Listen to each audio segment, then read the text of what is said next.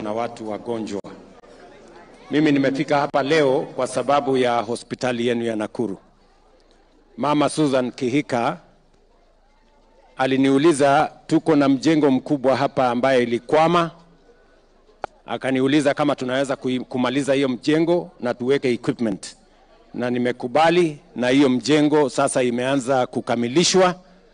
Tumetoa shilingi milioni 300 ya kukamilisha hiyo mjengo.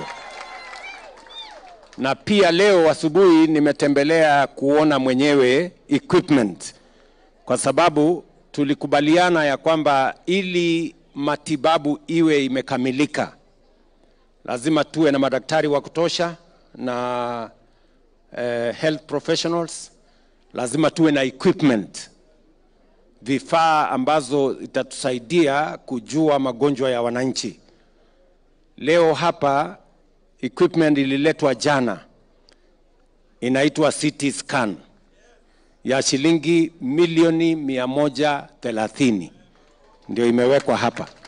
Itasaidia watu wa Nakuru hapa na sehemu za vitongoji hapa, na equipment kama hizo zitawekwa katika zile hospitali zingine zote za kaunti yetu ya Nakuru na hospitali za Kenya. Na jambo la tatu ni lazima tuwe na madawa ya kutosha.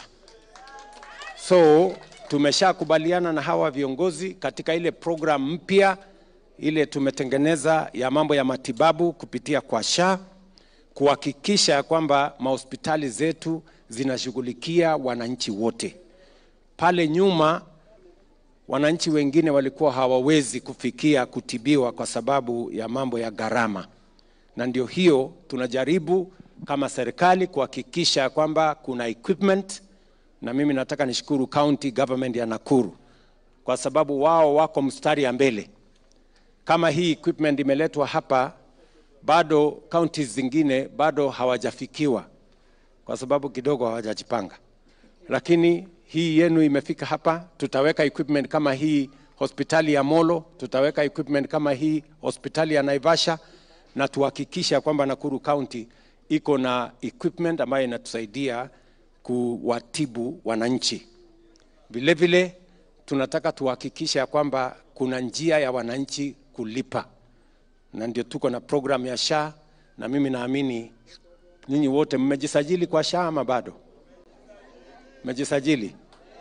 So tunataka tushirikiane pamoja na nyinyi, tunataka tutembee pamoja, na mimi nimefika hapa leo kuhakikisha ya kwamba equipment hiyo inafanya, equipment hiyo itasaidia wananchi wa hapa, na sio hiyo equipment peke yake tumeweka hapa. Tunataka kubadilisha hii hospitali nzima. Nimekubaliana na governor, hii asbestos yote hii tutoe, tubadilishe sura ya hii hospitali ndio dunia hii iweze kusonga mbele. Otherwise mimi nashukuru sana kwa kunipokea hapa. Mimi niko na shughuli ya watu wa Nakuru leo, ya shule, ya barabara, ya housing, ya nini, mambo mengine. Otherwise asanteni sana, Mungu awabariki. Na wale ambao hamujisikii vizuri, na waombea Mungu jameni msikie vizuri, mpate matibabu na muende nyumbani. Thank you very much. Asanteni sana. Thank you.